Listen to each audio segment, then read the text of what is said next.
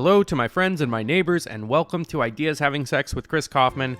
I'm Chris Kaufman, and today I'm talking with Professor of Political Science at Brown University, David Skarbek.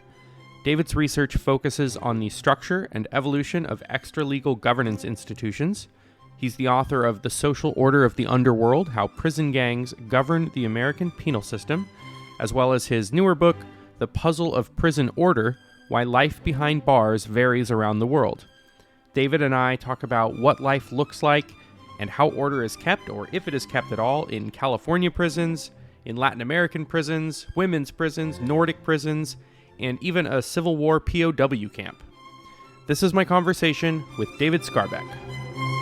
Today we're talking about your more recent book, The Puzzle of Prison Order, Why Life Behind Bars Varies Around the World. Can you just talk a little bit about what that book is about, what your thesis is there, and what you were hoping to do? So the basic premise of the book is to recognize the fact or to make the argument that either by definition or practice, prisons everywhere share some really important fundamental characteristics. They don't randomly bring people into them. There's a selection effect. They house people who are charged with or convicted of crimes. There's a selection bias in that they tend to incarcerate people who come disproportionately from disadvantaged socioeconomic communities, while incarcerated people don't typically choose who they can interact with, and there are no exit options.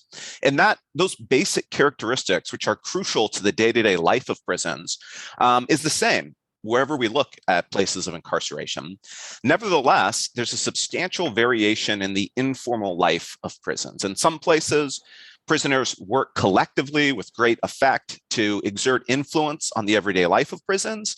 In other places, there's very little solidarity. Prisoners don't exert a sort of concerted collective effort.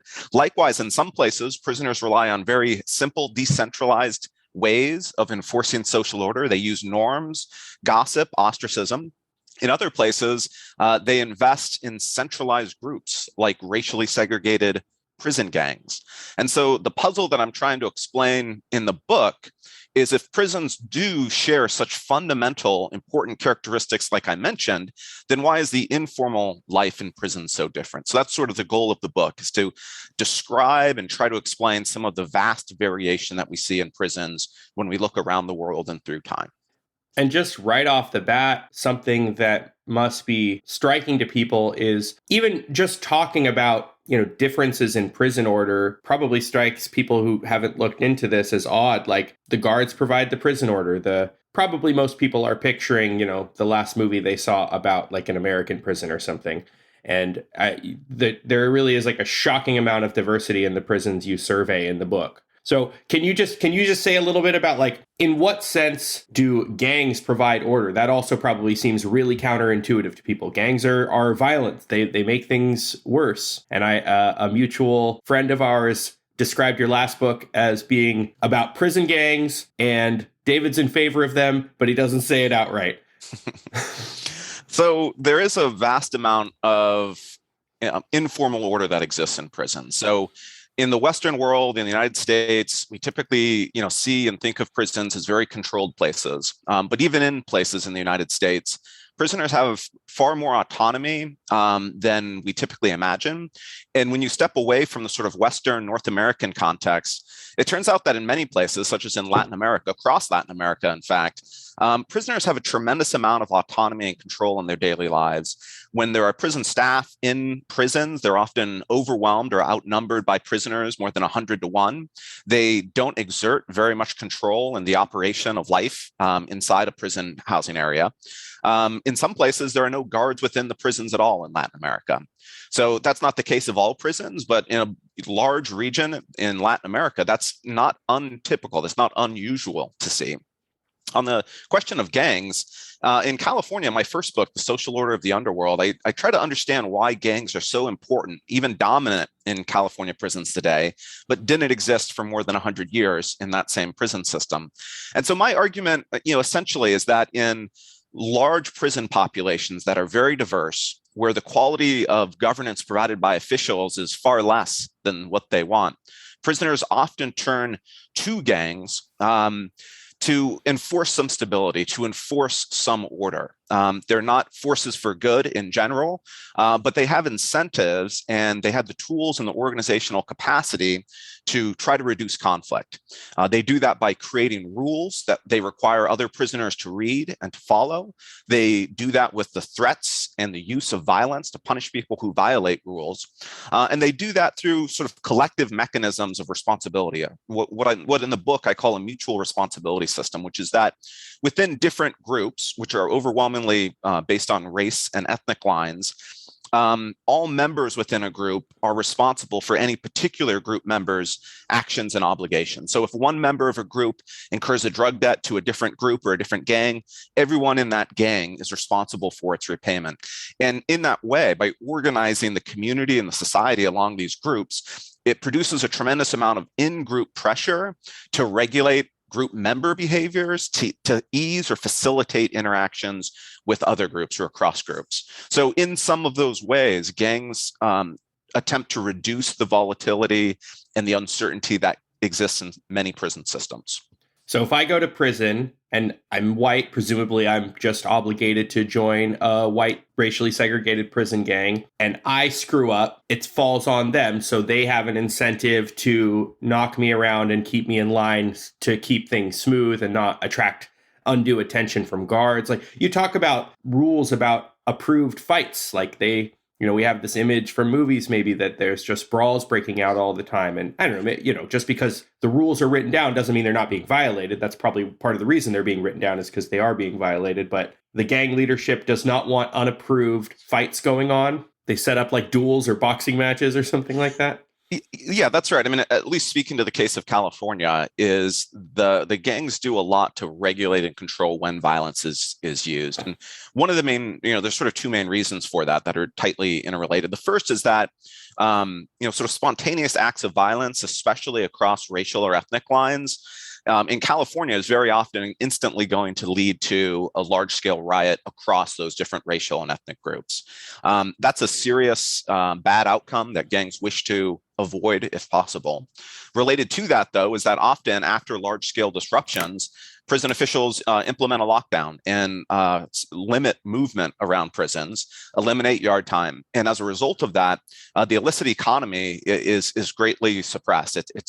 The illegal activity that might be taking place in a prison yard can't take place anymore. And often that means that gangs, the profit lines of gangs takes a big hit. So they have a sort of material self-interest to prevent large-scale or spontaneous acts of violence. You talk about a lot of different types of prison, and you mentioned the Latin American examples, and specifically the Bolivian prison, San Pedro. That's another part of there's a lot of like jaw-dropping moments, I think, probably for people who aren't prison academics. What broadly does life in San Pedro look like? Certainly desperate poverty. Latin American prisons are very poor. They're overcrowded. They're places that lack basic human rights like healthcare, food, access to clean water. They don't have access to substantial educational, vocational training, and very little or no access to healthcare. That's true across Latin America. It's certainly true at Bolivia's San Pedro prison. San Pedro prison doesn't have a guard presence on the inside. Prison staff regulate entry and exit from the facility. But other than that, they've essentially left life inside the prison to prisoners to organize around and to determine what the day-to-day is like in San Pedro prison. So prisoners there have to buy or rent their own place to sleep or their own prison cell. There's an economy that operates within the prison that is far more important than any of the food or water or clothes that prison officials provide. And prisoners invest in a variety of different ways in small groups that are fairly functionally specific, but seek out ways to increase supply to needed resources, to administer the sort of day-to-day affairs of a prison, and to govern social and economic life. So it's very much a situation where prisoners who are assisted by visits from friends and family, but overwhelmingly prisoners are left to construct what their period of incarceration is actually going to look like. So the prison officials provide some very minimal amenities to the prison, like electricity, running water, couple meals a day of essentially gruel, non-nutritious gruel, and maybe a pair of clothes and a blanket. But other than that, I don't know if the prisoners are allowed to bring in their own supplies, their own property. But I think my impression is that most of what goes on comes from outside visits and your visits from friends and family, and they are allowed to just give you stuff to bring into the prison, and that's not prohibited. Or Yeah, that's exactly right. And this isn't unique to San Pedro. This is true across most Latin American prison systems, that the majority, depending on the study, usually the majority of prisoners receive food, clothing, healthcare from family members and friends on the outside who visit the prison and bring into the prison valuable resources. So the prison systems across Latin America have sort of outsourced daily maintenance of prisoners either to themselves or to people on the outside, people who are often already living very difficult and impoverished lives, who then have to bring food and other needed things into the prison. Zooming out a little bit, you talk about like the governance thesis or the governance theory as kind of your explanatory framework for showing why order varies across prison populations. So I guess two questions. Why does the San Pedro system look as different as it does based on the governance framework or the governance theory? And specifically, do gangs play a big role? So, the basic, sort of two main arguments in the book. The first one having to do with San Pedro is that if officials provide a lot of resources, if they have very competent administration of the sort of daily operation of the prison, and if they govern the prison, they govern the social relationships among prisoners well, then there's not a lot of reason for prisoners themselves to invest their time, their energy, their resources into reproducing or replicating those efforts by prison officials. Because they're already working. That's right. But when you look at a place like San Pedro, where officials don't provide the resources that are needed, they're not inside running the prison, and they're not even present to do any of the governing amongst prisoners, then that means there's this gap in the demand that prisoners have for governance institutions. And so it's in that situation, it's in that setting when prisoners, not necessarily, but very often, might decide to produce their own extra legal governance institutions that are outside or beyond the scope of the legal system. And so in San Pedro prison, that's primarily not driven by gangs. It's driven by prisoners acting in a different capacity. But in other prisons, we do see gangs forming to provide that governance that prison officials lack. So in San Pedro, gangs do not play a huge role.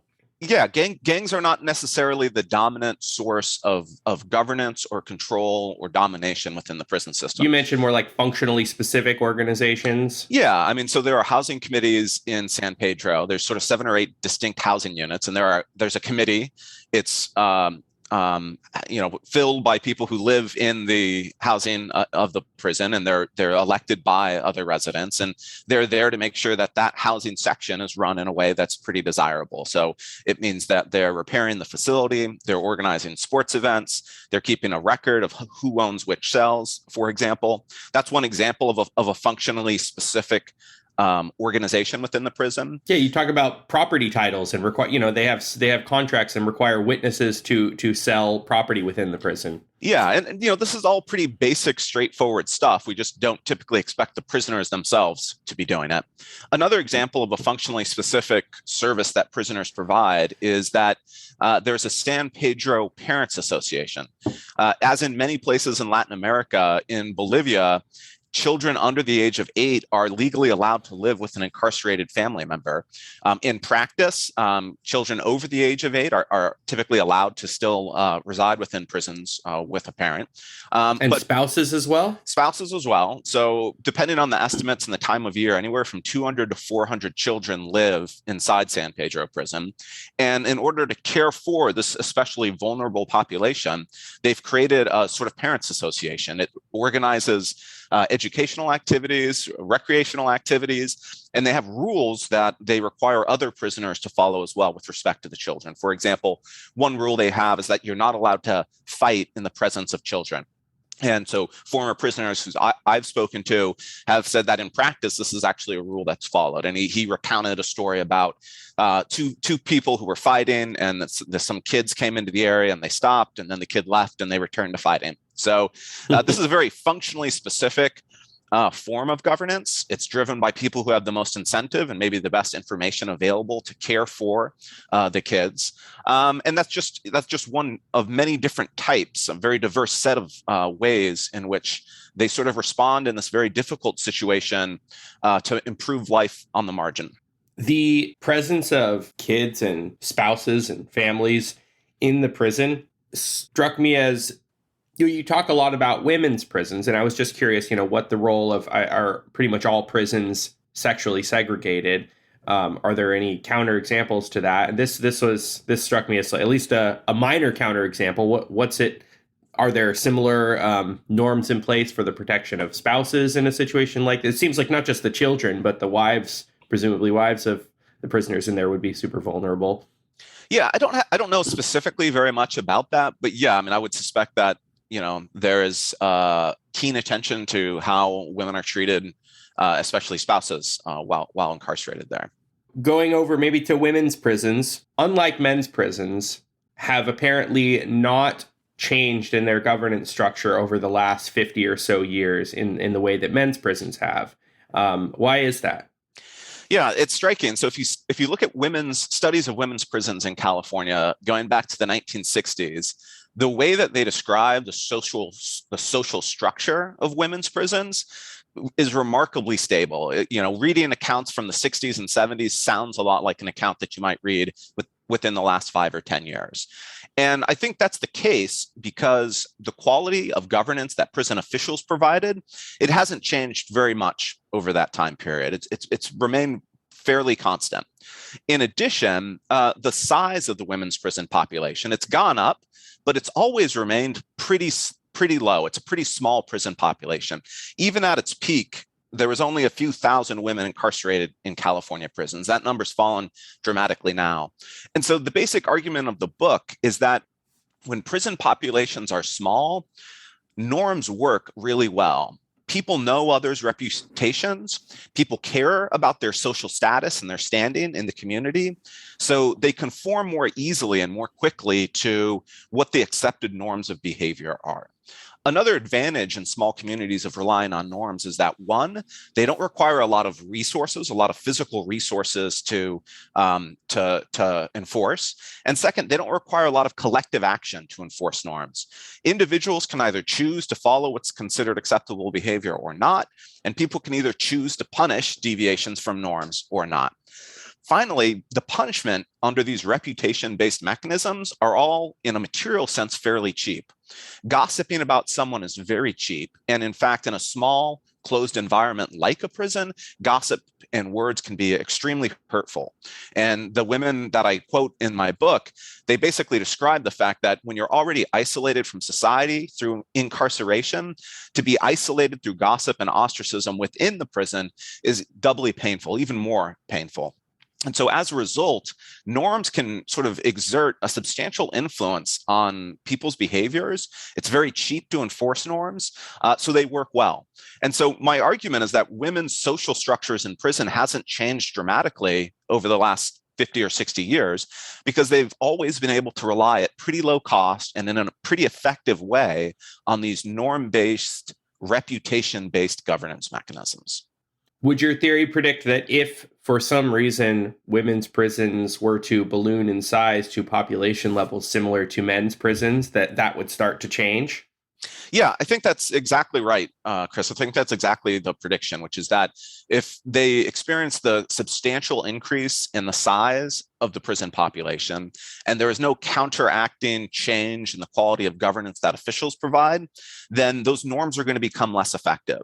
In larger prison populations, it's more difficult to know other people's relative social standing. It's difficult to know other people's reputation. So the importance of maintaining a good reputation are actually far less important in large prison populations. Likewise, when you gossip about somebody, they can find a different peer group who don't hear the gossip, who don't know the gossip. Ostracism from one community doesn't mean that you'll be ostracized from all prisoners. So in large prison populations, all of the things that made norms really effective at producing social order start to break down. They are not effective in encouraging good behavior. The punishments are not as severe. And as a result, they're less effective. In the context of men's prisons, which in a previous period relied on norm-based governance, when we saw a ramping up of the size of the prison population, these norms broke down. And when they broke down, we saw a period of substantial violence within prisons, an increase in violent assaults, an increase in rioting.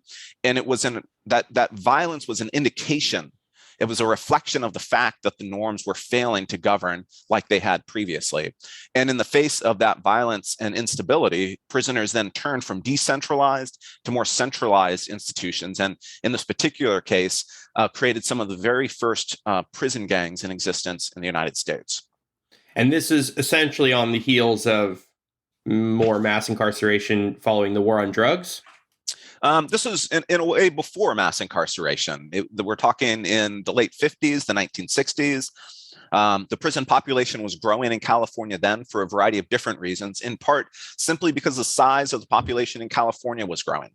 Okay. The drug war and the prisons weren't growing to match them. No, they weren't growing in sufficient speed to ensure that prison populations were kept in small communities. That's right. The prison boom that happens in the early 1980s that we typically refer to as mass incarceration, it did see an increase in the number of prisons that were built in California, but not, again, outpaced substantially by just the simple growth of the prison population. At the height of incarceration in California, the typical prison held about 5,000 people. So this is a very large community, a very large population. You talk a few times in your book about almost like each chapter sometimes reads like a journal article in some ways. Like you talk very explicitly about, strengths and weaknesses and where the evidence could be stronger and what you might, opportunities for future research. One that occurred to me, because rapidly increasing prison population sounds like a fruitful area of study to test some of these predictions. I wonder if you looked at, post-communization prison populations where all of a sudden, I imagine the prison population of the Soviet Union and East European countries probably started to balloon with political prisoners at a certain point. Might be a way to see, what did prison culture look like and how did it change, pre and post communization. Yeah, I mean, I think that's a great project. There are people working on sort of post-Soviet prisons. I don't know that region very well. I've not written about it. I mean, knowing something about the switch between more autocratic and less autocratic regimes would be very interesting. Understanding there's this pretty substantial literature on the gulags and the sort of the criminal and the criminal orders that emerged there. But that is certainly a very interesting region that I think is still underexplored. Another, which is very difficult to get any evidence on, would be looking at more Asian prisons, and particularly Chinese prison systems, to understand. We don't even know how many people are housed in Chinese prisons, for example. They have secret prisons, and knowing what life in those prisons would extend more fully what I think is the sort of scope of incarceration. So there's a sort of big missing piece in our understanding of what the scope of places of punishment can actually look like. Are there prisons that you studied that didn't quite make it into the book? And are there particular prisons that what if you could add one or two more like general prison populations that would add the most to your thesis and the project of this book, what do you think would be the most helpful? So that's a good question. I definitely read about and learned about prisons that didn't go into the book, partly because in doing this sort of comparative case study work, it's important that you select cases based on variation in what you think are the explanatory variables. And a lot of the studies that I looked at, either one, weren't specifically about the social order or governance in a way that was fruitful to include. And then second, they didn't vary in ways that were useful for testing the theoretical framework that I'm looking at. in terms of looking at sort of what would be other prisons that I think would be useful, is there's an emerging literature on prisons in Africa that's very interesting. As mentioned, I think that more focus on prisons in Asia would probably provide a lot of insight. Some of these places are places that are desperately poor. Others are places where there's an autocratic control in the country that allows officials to use force that wouldn't be allowed, at least in a typical setting in the United States. And so I think those sorts of studies would probably tell us a lot more about what drives the informal life of prisons. What about wealthier East Asian countries like Singapore and Japan and South Korea? I mean, in Taiwan, I imagine there's more readily available. I was surprised just Googling around a little bit before this interview. I, had some predisposition that like Japanese prisons, for instance, might resemble more like you talk about Nordic prisons as being, very, very structured, or well, not necessarily very structured, but providing high quality governance and resources or something. It didn't seem from a very brief overview that Japanese prisons have that reputation.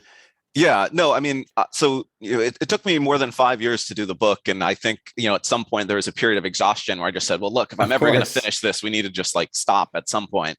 But there's there's so many dissertation ideas or book projects possible here. Again, looking at all of the regions that I didn't even come close to looking at would be very interesting out of sample test. I have a chapter on Civil War era prisoner of war camps, and I looked at one particular one, but the historical record is actually very good. And there's very interesting variation in POW camps in the North and in the South, and that change over the period of the war. And yes, multiple dissertations or books could be written on that alone. So I think it's really a rich area. I think a grad student could go and sample, as you suggest, perhaps, a survey, a collection of Asian countries and their prison systems. And I think that would be, a fascinating complement to the work that I've done. So you talk about the Civil War prison camp, Andersonville, which is a crazy chapter. It's not just like a really interesting area of study. It's just from a purely human interest standpoint. I mean, every chapter feels like it could be, the academic background for a screenplay or something like that. Like, it's just so interesting and horrific. And prisoner of war camps are, have one thing, presumably, that most prisons don't have, which is a prison population that is not primarily criminals. And not even primarily, probably mostly lower socioeconomic status. I imagine soldiers tend to disproportionately come from there, but it's not necessarily like the underclass, the criminal underclass. And how does that, you would think that would affect it positively. And you talk about that in the Andersonville example as like pretty much an example of things going as badly as they could go. Yeah, Andersonville is a horrific example. As mentioned, it was in operation for about the last 14 months of the American Civil War. It's often used as a case study in failure because nothing at all went right with this prison. And, I was curious to find cases where these extra-legal governance institutions fail. There's a famous article by R.A. Radford called The Economic Organization of a POW Camp. It came out in 1945. It's based on the author's firsthand experience of incarceration. And it's a fascinating article because it shows how markets can emerge, how money can emerge within the prisoner community. It shows how arbitration can take place across different marketplaces. And it's really a fascinating study. And Anderson is the opposite of that. There are no markets, there are no resources, there's no arbitrage. It's essentially an open field with a fence around it. It started receiving prisoners before it was done being built. If you look at the historical record, the military officers in charge of Andersonville were frantic from before their first captives arrived because they had no resources, they had no food, they had no manpower. And essentially what you see is this camp in operation for about 14 months and increasing, train loads by the day, growing in population, starving, and dying at an incredibly high rate. It was the POW camp in the Civil War with the highest fatality rate. About 30% of prisoners died while incarcerated there. So this far outstrips most POW camps. In the North, Elmira comes close in the low 20s for fatality rate. But no, Hendersonville was a horrible failure, and lots of people died there. Even the guards had a high needlessly. fatality rate, right? The guards themselves were also on very meager rations, did not have a barracks. The Andersonville didn't have a working sewage system. It didn't have access to clean water. It didn't have barracks. It didn't have a supply chain. It did have an area for a hospital area, but it was woefully under-resourced and too small and overwhelmed at all points. And the guards themselves, yes, had a very high fatality rate because they were, scratching together food with the hope of staying alive as well. On the face of it, this is everything a prison population would need to want to put time and resources and effort into providing their own governance structures. But this didn't happen. So what are some of the factors that made it not in their interest or just made them fail at doing it? Yeah, so that's a really interesting question. And so, in some ways, the San Pedro prison is very similar to the Andersonville prison in that there was no guard presence on the inside. There was not a source of high quality official governance providing resources or administration or governance. But in the case of Andersonville, I think they descended into such a horrible situation for a few different reasons. The first is that while San Pedro prisoners had access to economic resources through visits from friends and family, captives at Andersonville did not. They were enemy combatants in a foreign land, far away from friends and family, and those people probably didn't even know where their loved ones were incarcerated and in captivity. So there's no lifeline to resources on the outside. Likewise, any of the natural resources that existed within the camp when it was initially formed, they were very quickly depleted and emptied by prisoners who would, use wood and plants and other things for subsistence or fires. So very soon it was simply just a dirt field. There's no economic resources available to them. So because of the lack of opportunities for economic exchange, there was no need to invest in institutions to facilitate economic exchange. There was also a sort of long-run problem within the facility, which is that prisoners often believed, falsely as it turns out, that there would soon be a resumption of prisoner exchanges between the North and the South. This was politically a very controversial topic. Some people believe that these prisoner exchanges simply allowed the war to go on and on and on, and so maybe we should stop doing them. But one of the results of that, and we can see it in the diaries of prisoners at Andersonville, is that many men felt like they were going to be released soon, maybe within a few days, maybe next week. And that belief that their time in the facility was actually fairly short, that uncertainty meant that they weren't thinking in the long term. They weren't thinking, we're going to be here for months. Let's invest in institutions to alleviate some of this poverty that we're facing. It also meant that they were less likely to collectively work to revolt or rebel or escape, because doing so would risk their lives. And again, falsely, many people believed that they were going to be released soon. So I think a combination of just simply no access to economic resources and a very short time horizon meant that they, didn't have the incentives to try to make something better of what they did have, what was available. I wish I knew more about it, but my grandfather was a POW. I was curious what you were mentioning, the article by the person 1945, so presumably World War II POW camp. Where was he imprisoned? I'd have to look up the article. I don't recall off the top of my head. My grandfather was in the Philippines. He was in the Bataan Death March. It wasn't his favorite topic, but he spent most of the war imprisoned in the Philippines. And just anecdotally, from hearing him talk about it occasionally, and I interviewed him about it at one point, it sounds probably closer to Andersonville. And now I'm thinking, I'm recalling it in terms of these factors that maybe made them fail. Like, obviously, they had no access to outside visitors. My grandmother presumed him dead, more or less, so they didn't have anyone visiting them. I know the guards were strict enough that they were probably thwarting attempts at anything like what you're talking about. And I know he recounted a story where I believe he accidentally killed a fellow prisoner in a fight over some bread. So there probably wasn't a lot of camaraderie, and there were severe punishments on other prisoners for prisoners that, attempted to escape or something like that. That sounds, pretty horrific. The interesting thing about this particular article that I mentioned is that each prisoner received essentially a care package from the Red Cross on a regular basis. It included food, things like chocolate, cigarettes, So there was this outside source of economic resources in a way similar to those seen in San Pedro. And if it weren't for that, it's not obvious that there would be the sort of an emerging market story within that particular facility. Again, there's like a ripe opportunity for a grad student to write a paper or a dissertation on this stuff, because there are historians of war who have documented so much about different POW camps, different regions, different time periods, different wars. There's a lot of really interesting variation there. And for the most part, they've not been as interested in the sort of social sciencey, institutional style questions. So I think there's actually a ton of historical material there, just sort of waiting for an economist or a political scientist to sort of dig into and work on. And there's a lot of like detailed firsthand accounts. I know just from my grandfather in particular, a condition, and he put this off for decades, but a condition of him getting certain benefits from the military was him submitting essentially a first-person narrative account of his experience. So he had to submit a couple pages in writing of what his experience was like there to get certain kinds of, I don't know, trauma pay or something like that. So if that was his requirement, I'm sure there's been thousands of POW prisoners who have written a couple pages of firsthand. That's a really ripe historical opportunity if those kinds of resources are available to researchers. I don't know.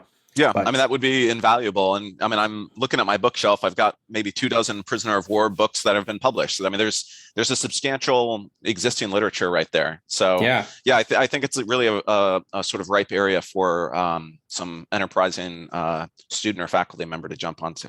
So backing up a little bit, you talk about prison norms existing in all of these prisons, more or less, and prisoners' codes, and there seems to be some overlap in obviously there's diversity among the prisons, and that's what your book's about, but there are some commonalities in the norms and kind of codes of conduct that prisoners follow. What are some of the most common, unchanging norms that you see across pretty much every prison system? Yeah, that's a good observation. I think that's right. I think that there's some things that are fairly constant across the prisons that I've looked at. There's a lot of regulation of space, noise, and smells associated with sleeping, bathroom use. Like, people are trying to regulate how everybody's behavior affects everyone else in environments that are often overcrowded and often lack a lot of privacy. So there's typically always norms about sort of cleanliness and things like that. There is overwhelmingly a dislike of people convicted of sex crimes. They're overwhelmingly placed at the bottom of the social hierarchy. In some places like California, they are not tolerated. They're essentially assaulted until the prisoner requests removal to a different housing area. Those are two very important commons. I think another is a strong dislike of thieves.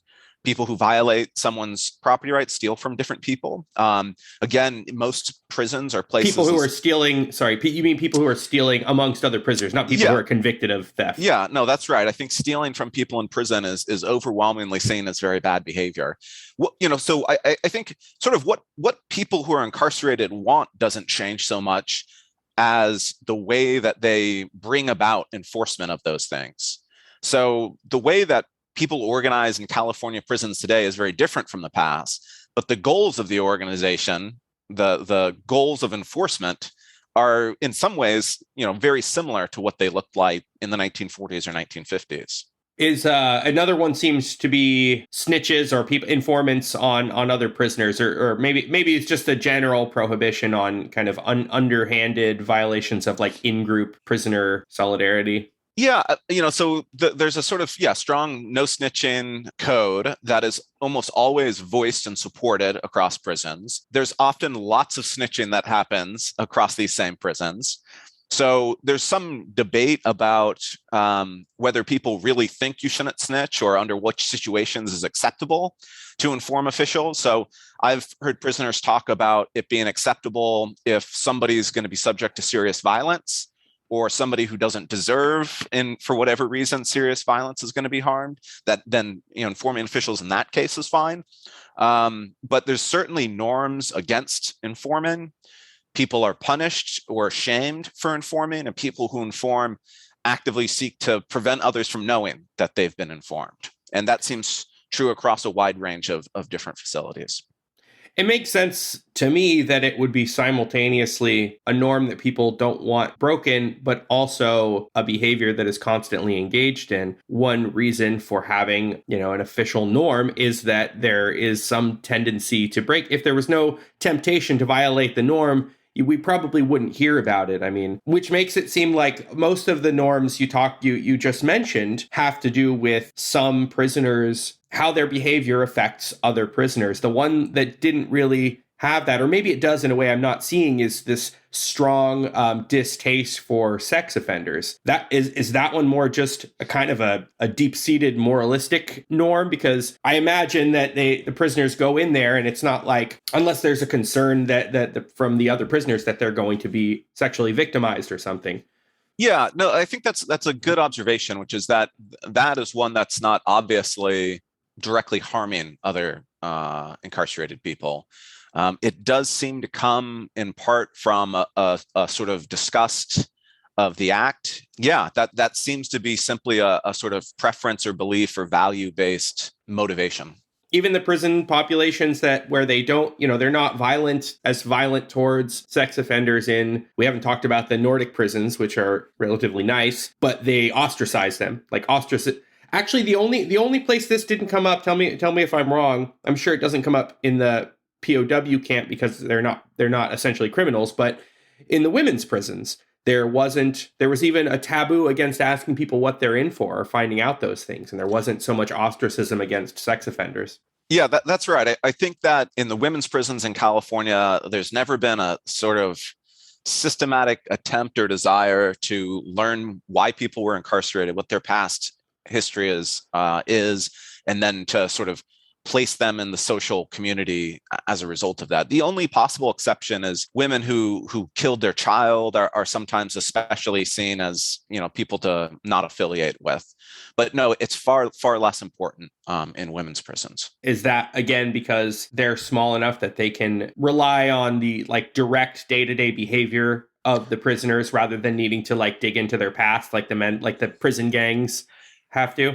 Yeah, I'm sure that's definitely part of it.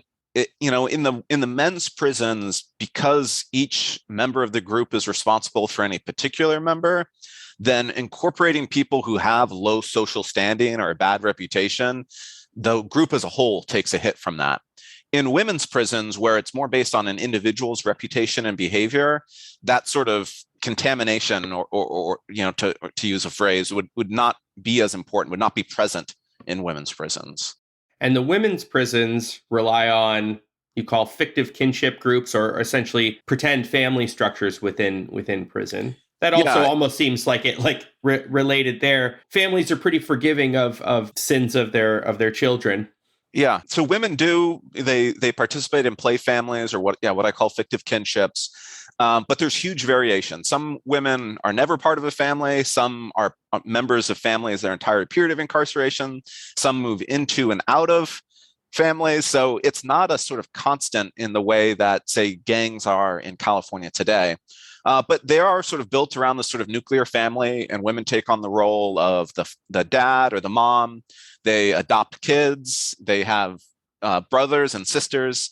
So there is a family tree that exists, and people get married, they get divorced, they adopt kids, they disown kids. So it's not like a gang in the sense of having a strict permanence and hierarchy, but it's a source of resources, camaraderie, protection, care in an environment that's particularly uncaring. Did you look at any other women's prisons, either that you did or didn't write about, and are play families like this common in women's prisons all around? Yeah, they're common in many of the studies that I looked at. I focused on California alone because it holds constant a lot of other things that are changing. There's a famous study in West Virginia of women's prisons that finds play families, and it's a pretty extensive study from, I think, the 1960s. But there's also sort of one-off studies of women's prisons, often in sort of unnamed Midwestern states. And but women's play families are not terribly unusual. Did you find something analogous to play families in any of the men's prisons you looked at? Yeah, in the gay and transgender housing unit of the Los Angeles County Jail, they have families. They talk about families. They form families. So there is that. Other than that, though, we don't hear family very much in men's prisons in California. And the gay and transgender unit is also relatively small and presumably from, at least if not direct knowledge of each other, from a social group, social world, a culture that they have in common and might have some familiarity with each other so that they can police each other in that way more. Yeah, so the gay and transgender housing unit in Los Angeles in the county jail is very unique. It's frankly very controversial. In part because there's a test, there's an interview, really, that a prisoner has to participate in to gain access to this particular special housing area. And the test is carried out by sort of two older white men historically who ask, very probing, very personal, very politically incorrect questions about what, the sort of lived experiences of the person who says that they're a homosexual and would like to be housed in this more protective housing area. Anyways, as a result of this controversial and in many ways biased selection process, the people who live in the gay and transgender housing unit share a high degree of similarity in terms of worldview, lived experiences, coming from similar areas, similar class backgrounds. And because it is a small community, because there are often pre-prison social networks that existed where people knew each other before incarceration. In fact, there's a high degree of recidivism. So many people who leave that facility return fairly soon thereafter. One study finds that when they arrive, they meet, quote, friendly and familiar faces. And then, they have a similarity, a camaraderie from coming from similar places in the world. And for all of those reasons, I think taken together, norms work effectively, families emerge, and there's no need for the hierarchy, the centralization, the dominance of gangs. Backing up for a second to the women's prisons, you quote some statistics that blew me away, that apparently levels of fights and violence are comparable in the women's prisons to the men's prisons. It sounds like maybe the severity of the violence isn't as high, but the frequency of assaults and everything is as high. Yeah, it's pretty striking. So, I was really stunned when I first read some of the stuff, which is, so in the United States, about 80% of violent crimes are by men. So the vast majority of violence is driven by men. But in studies of prison violence, it's often the case that the rates of violence are far more similar between men and women. And some of the studies find that women are more likely to fight than men are while incarcerated. Now, we don't exactly know why that's the case. I think it sort of reveals that, what happens in prison need not sort of mirror what happens on the outside. So women don't participate in violence on the outside, but they do inside. They may be members of gangs on the outside, but they aren't on the inside. So it's a striking fact that I think there's more need for investigation to understand what exactly is driving these differential rates of violence.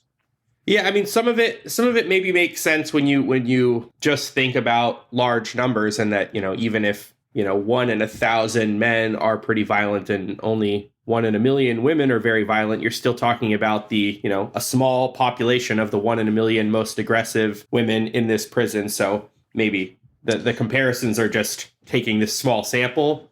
It reminded me of a suicide statistic is that women attempt suicide more frequently than men, but men kill themselves much more frequently than women. So they, successfully use lethal force in the attempt to kill themselves more often than women do. And in the prison violence, the assaults might be as frequent, but you talk about, they don't make shanks. You don't really see stabbings or actual attempted or successful murders as often as you might in the men's prison.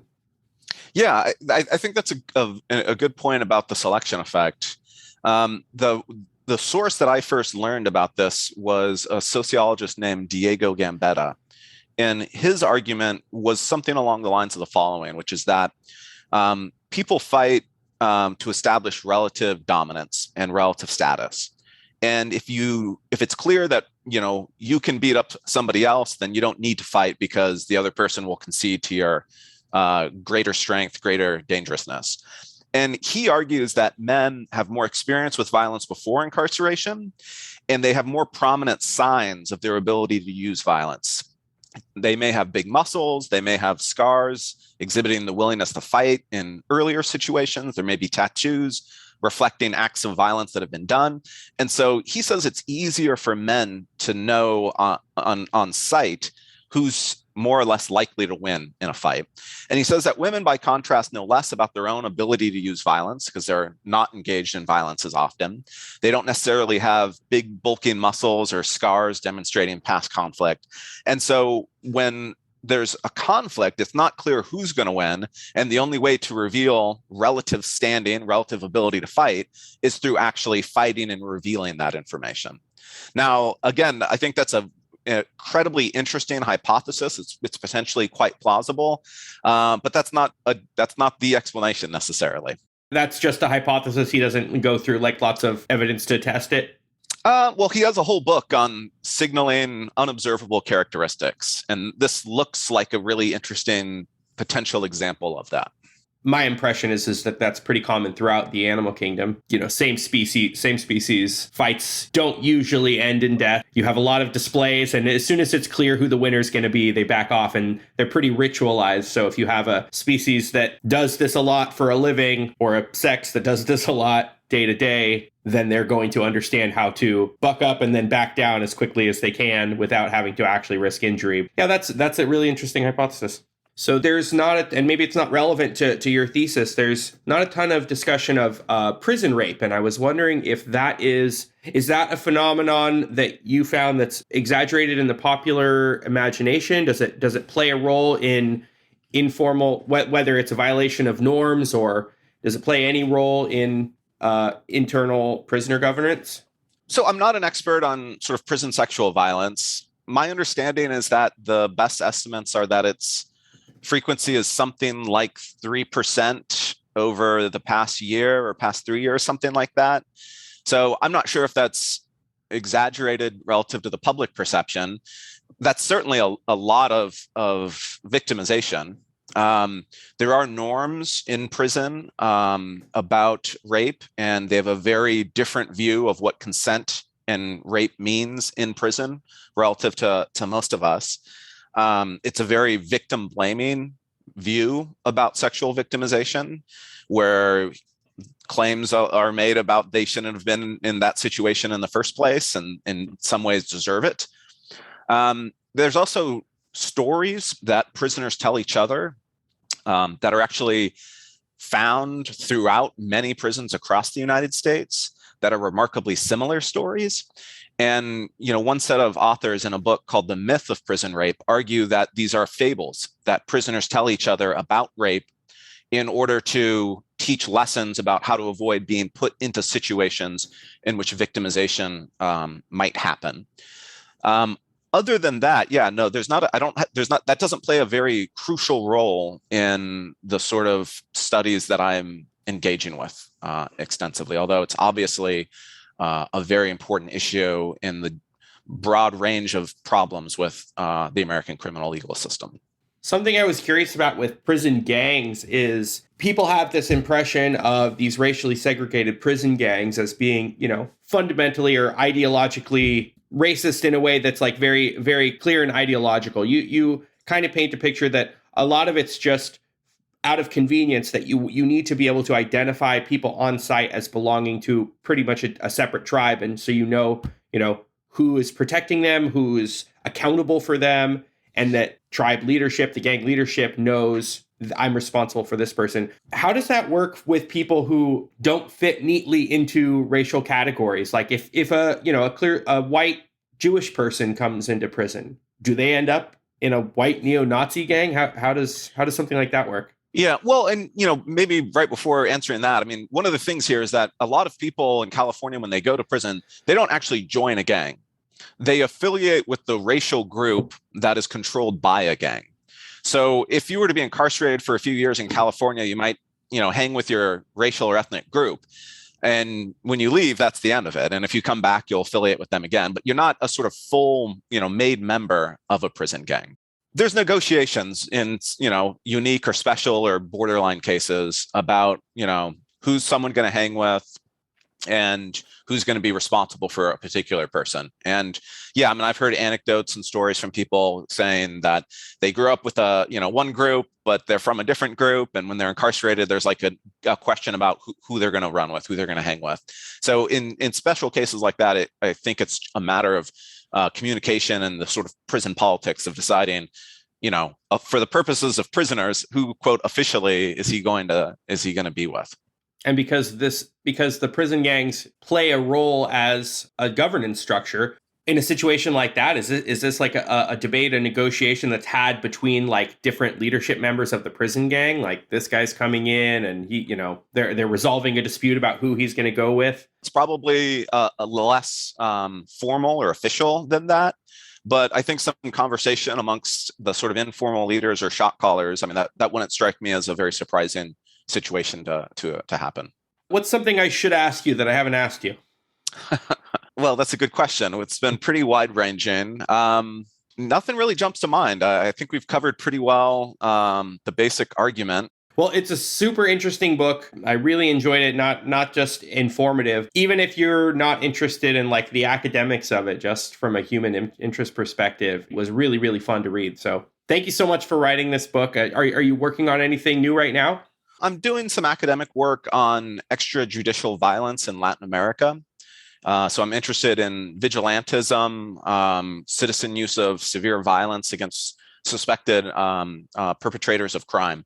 And I think it's a big issue. I think it's becoming more important. And as cities grow and megacities emerge across Latin America, I think this problem is getting bad and will get worse. So I basically want to understand, why it is that it happens.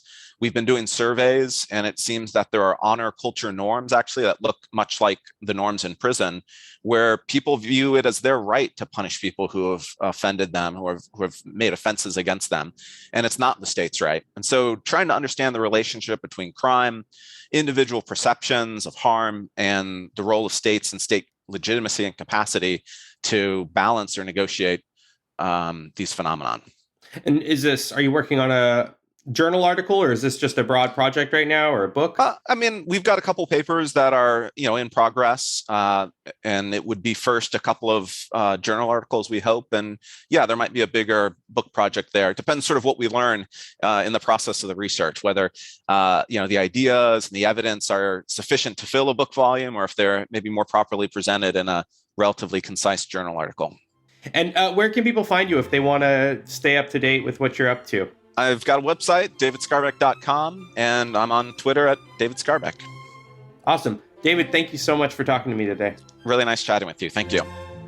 That was David Skarbek, and his book is The Puzzle of Prison Order: Why Life Behind Bars Varies Around the World.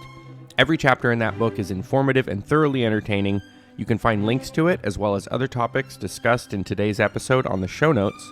If you're enjoying what I do here, please subscribe to Ideas Having Sex with Chris Kaufman on Spotify or Apple Podcasts, and please rate and review the show. It only takes a second, but it helps out tremendously. I'm Chris Kaufman. Thanks for listening.